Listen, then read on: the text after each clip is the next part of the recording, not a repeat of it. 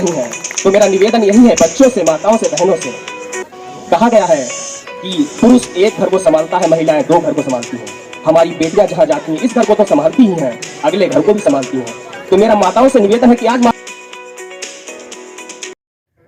जहां सारी दुनिया के साथ साथ भारत में भारत रत्न डॉक्टर भीमराव अंबेडकर की 133वीं जन्म दिवस मनाया गया, तो वहीं बरेली के लोगों ने एक ऐसी मिसाल कायम की, एक ऐसे भाईचारे की मिसाल कायम की जो काबिल तारीफ है। बरेली साउथ सिटी करगहना बरेली में एक ऐसे सर्व समान के प्रोग्राम का आयोजन किया गया जिसमें सभी समाज के लोगों ने बढ़ चढ़ कर हिस्सा लिया और नन्हे मुन्ने बच्चों के लिए एक जादूगर की व्यवस्था की गई, जादू की व्यवस्था की गई और खाने की व्यवस्था की गई सभी के लिए। तो इस बेहतरीन कार्यक्रम में ब्राह्मण, ठाकुर, बनिया, मौर्य, यादव लोगों ने हिस्सा लिया और बाबा साहब के पत्रों पर चलकर बाबा साहब के संविधान की तारीफ की और जिसमें सर्व समाज के लोगों में उन्होंने संदेश दिया कि हम भाईचारे और एकता के साथ रहेंगे, ये संदेश दिया।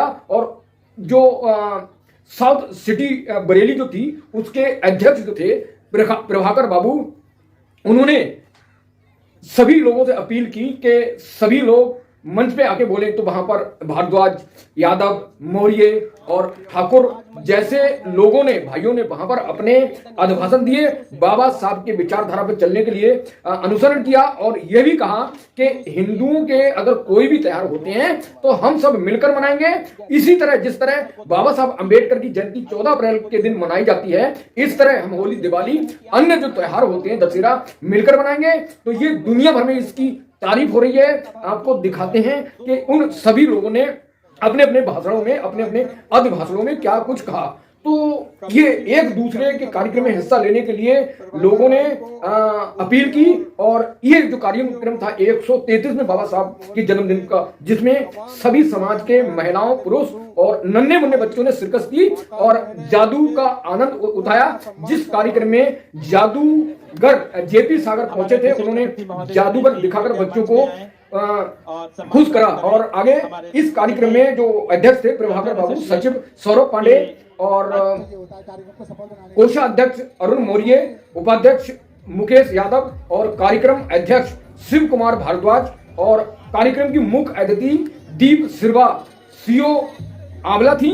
और उन्होंने बाबा साहब के विचार, शिक्षा, संघर्ष और पर प्रकाश डाला और जिसमें मुख्य अतिथि जो थे दिनेश चंद थे, जो बाल विकास समिति बरेली के अध्यक्ष थे, जिन्होंने बाबा साहब की विचारधारा पर, बाबा साहब के संघर्ष पर प्रकाश डाला। तो आपको सुनवाते हैं जिन लोगों ने अपने अभिभाषण, अपने व्याख्यान इस जो कार्यक्रम हुआ उसमें दिए थे, जिसमें डॉक्टर रण विजय यादव, दिनेश कुमार मिलन और गुप्ता, संजीव गुप्ता थे और सौरभ पांडे थे। इन लोगों ने अपने भाषण दिए। तो सुनवाते हैं आपको बाबा साहब के जन्मदिन के अनमोल विचार और जादूगर की कुछ क्लिप्स आपको दिखाते हैं। तो मेरे साथ देखिए इन क्लिपों को और वीडियो पूरा देखिए। वीडियो को लाइक, सब्सक्राइब जरूर करें और आनंद उठाइए इस वीडियो का। बहुत बढ़िया। आज महिलाएं आसमान में उड़ रही हैं। तो मेरा निवेदन यही है बच्चों से, माताओं से, बहनों से। कहा गया है कि पुरुष एक घर को संभालता है, महिलाएं दो घर को संभालती हैं। हमारी बेटियां जहां जाती हैं इस घर को तो संभालती ही हैं, अगले घर को भी संभालती हैं। तो मेरा माताओं से निवेदन है कि आज माताएं आसमान में उड़ रही हैं। आपको मैं बताना चाहूंगा कि मैं रूस गया था, वहां 3 लोग गए थे, उसमें 2 महिलाएं थीं।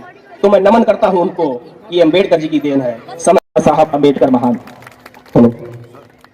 उन्होंने बढ़ाया देश का मान, वह है हम सबका अभिमान।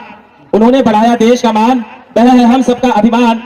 दिए भारतीयों को समान अधिकार, दिए भारतीयों को समान अधिकार, वो है बाबा साहब अंबेडकर महान। कुछ लिखूं तो कम पड़ जाते हैं शब्द, कुछ लिखूं तो कम पड़ जाते। वो बाबा साहब हस्ती है महान, जिसकी कलम की ताकत देखकर, जिसकी कलम की ताकत देखकर नतमस्तक है सारा जहान, नतमस्तक है सारा जहान। बहुत मुसीबतें देखी है जिसने, बहुत देखी है जिसने और झेले हैं लाखों अपमान, फिर भी अनवरत चलता रहा अपने कर्म पथ पर वो इंसान। हर इंसान को मिले सम्मान, रचित किया एक ग्रंथ संविधान, जिस पर टिककर खड़ा हुआ है, जिस पर टिककर खड़ा हुआ है सबसे बड़ा लोकतंत्र हमारा प्यारा हिंदुस्तान। हमारा प्यारा हिंदुस्तान ऐसे वीर पुरुष बाबा साहब अंबेडकर जी की 133वीं जयंती पर शत शत नमन, कोटि कोटि नमन। महिलाओं सभी के लिए समानता के लिए हमेशा कार्य करते रहे। उन्हें कुछ चंद शब्दों में बयां कर पाना बहुत मुश्किल है। उनका सारा का सारा जीवन देश के हित में लगा।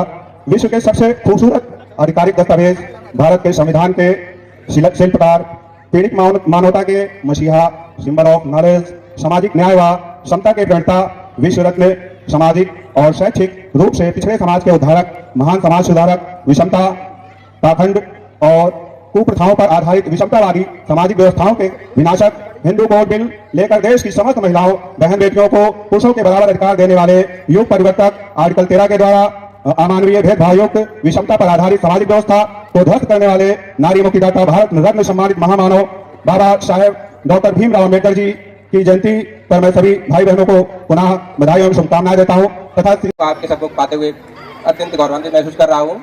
और ऐसे जैसे भी पूर्व वक्ताओं ने अम्बेडकर जी के बारे में आपको बताया, उनसे मैं अपने आप को समझ करते हुए, बहुत अधिक समय न लेते हुए केवल कुछ बातों पर ध्यान आकर्षित करना चाहूँगा कि जिन परिस्थितियों में अम्बेडकर जी ने भारत में संविधान निर्माण के लिए अपना योगदान दिया, उससे पूर्व उन्होंने सबसे बड़ी महत्वपूर्ण बात हम बच्चों के लिए, हम युवाओं के लिए और बुजुर्गों के लिए सीखने लायक उनसे है, वो यही है कि जिस तरह जो दायित्व उनको सौंपा गया, जब उन्होंने जन्म लिया, जो अपने परिवार में 14वीं संतान थे, 7 संतानों की बात खत्म होने के बाद परिवार में जो स्थिति थी, तो बहुत इनका ख्याल रखा जाता था। उस ख्याल रखने के बाद इनके अंदर एक वो लड़ाकूपन और वो विद्रोह की भावना थी कि वो देखते थे समाज में जो गलत हो रहा है उसके बारे में कहना।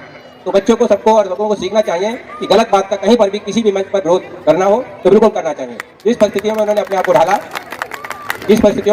को ढाला और देखा कि उसके बाद जब पढ़ाई करते करते पढ़ाई का मौका मिला तो पूरी पढ़ाई तो मन से करी। जब पढ़ाई का टाइम था उनके पास, उन्होंने पढ़ाई की। उसके बाद ऐसी परिस्थितियां बनी, एक छात्रवृत्ति थी बड़ौदा की, वहां छात्रवृत्ति के माध्यम में विदेश जाने का मौका मिला। इन्होंने अपने आप को बिल्कुल अध्ययन में उतार दिया, बिल्कुल बाहर अपने परिवेश से किसी से कोई मतलब नहीं रखा, दुनियादारी में क्या हो रहा है, केवल शिक्षा और शिक्षा पे ध्यान दिया। उसके बाद जब भारत में आए तो उन्होंने उसी शिक्षा का उपयोग करते हुए पूरे अपने समाज को समर्पित करते हुए कि एक राह दिखाई कि वास्तव में जो अगर हमने कुछ गेन किया है तो समाज को हम क्या दे सकते हैं। वो समाज को देने के लिए उन्होंने, जब देखा गया उस समय भारत के 1920 का जो दशक चल रहा था, उसमें सबसे पढ़े लिखे व्यक्तियों में थे। जो भारत की संविधान सभा बनाई गई, उसमें एक प्रारूप समिति में उसका अध्यक्ष बनाया गया। उसमें 7 लोगों में सबसे उस समय वरिष्ठ थे। अगर देखा जाए तो उन्होंने देखा कि बहुत से लोगों के विचार आए, तमाम आयरलैंड से और दूसरे विभागों से, उनको उन्होंने किस तरह से संतुलित किया और जो वास्तव में भारतीय परिवेश में सामाजिक रूप से जो जरूरत थी, उन्हीं चीजों को स्थान दिया। उस मंच पर होते हुए भी उन्होंने अन्याय नहीं किया, न केवल अपने पक्ष का, जो समय दलित समाज सबसे शोषित था, उसका पक्ष लिया, बल्कि बहुसंख्यक समुदाय या अल्पसंख्यक समुदाय, उनके जो हितों का भी ध्यान रखा। और ये ऐसा याद रखते हुए वो भारत के पहले कानून मंत्री बने। तो मेरा पुनः आग्रह है कि वास्तव में सच्चे अर्थों में अम्बेडकर साहब को श्रद्धांजलि और उनका सम्मान यही होगा कि जो उन्होंने हमें एक राह दिखाई है उसको हम सीखें। केवल उनका जन्मोत्सव मना लेने से काम नहीं करेगा, हमें अपने अंदर झांकना होगा कि हम समाज को क्या दे सकते हैं। सबसे बड़ी उनकी बात थी कि हमें अपना मूल जो काम व्यवसाय है उसे छोड़ना पड़ेगा। जो मान लीजिए हम किसान खेती करते थे या उस समय जो काम करते थे, उन्होंने कहा शिक्षा ली उसके बाद आगे बढ़िए। और आज इस साउथ सिटी में भी देखिए, वही लोग आपको दिखेंगे जो अपना मूल व्यवसाय या मूल पैसा छोड़कर आ गए। आज ये बाबा साहब की जयंती कि हमें जो संविधान मिला, संविधान के बाद उनकी शिक्षाओं में हमने आपको पढ़ाई में डाल दिया। उस शिक्षा ने वो चीज हमें दी कि आज हम अपने आप को समाज में प्रतिनिधित्व कर पाते हैं। समाज में कहीं स्थान है, कहीं पर कोई हम लोग को पूछ रहा है, तो पुनः अपनी बातों को बहुत ज्यादा न विस्तृत रूप से देते हुए पुनः उनको एक आभार व्यक्त करता हूँ, बहुत सम्मान देता हूँ। साथ ही साउथ सिटी सोसाइटी को अपना अमूल्य समय देने के लिए बता रही है, त्याग तपस्या परिश्रम देखो आपको महान बना रही है, आपको महान रही है। तेरे ज्ञान को देखना चाहे, क्योंकि बाबा साहब को ज्ञान के प्रतीक के रूप में पूरी दुनिया जानती है। और अगर आपको उनके ज्ञान के बारे में देखा जाए तो हिंदुस्तान में कम, दूसरे देशों में ज्यादा मिलता है, तो उन्हीं के लिए समर्पित। तेरे ज्ञान को देखना चाहे कोलंबिया में जाकर के देखो, तेरे ज्ञान को देखना चाहे कोलंबिया में जाकर के देखो।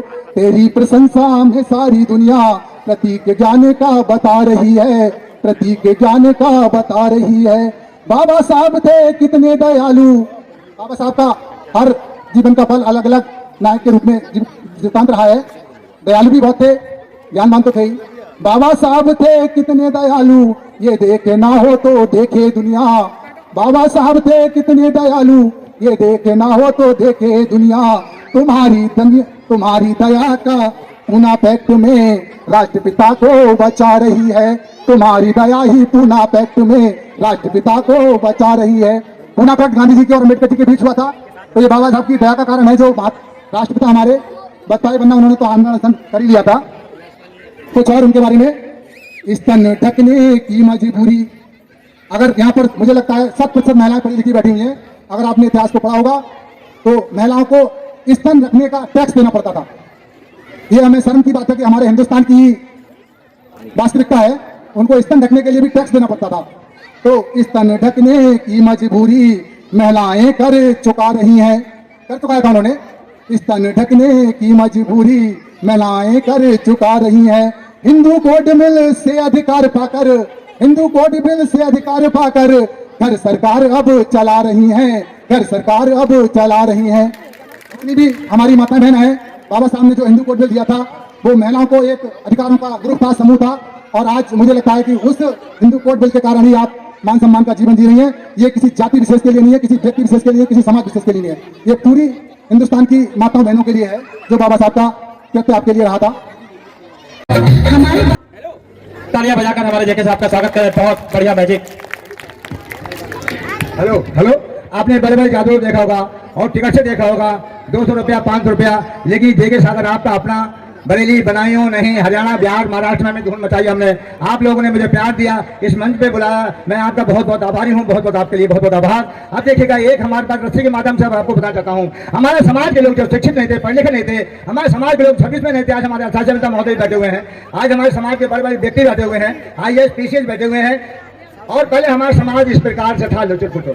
पहले वो कपड़े नहीं मिलते थे। बाबा साहब ने हिंदू कोड पे किताब बना करके महिला कपड़े पहनने का कहा दिया। हमारी महिलाओं के ब्लाउज कपड़े सिले जाते थे, हिंदू कोड में तैयार किया। आज हमारी महिला कपड़े पहन नहीं है। लुचुर पुचुर हमारा समाज था। संविधान बनाया, हमने किताबें पढ़ी, हमने संविधान पढ़ा और हमारा समाज टनाटन हो गया, टनाटन हो गया।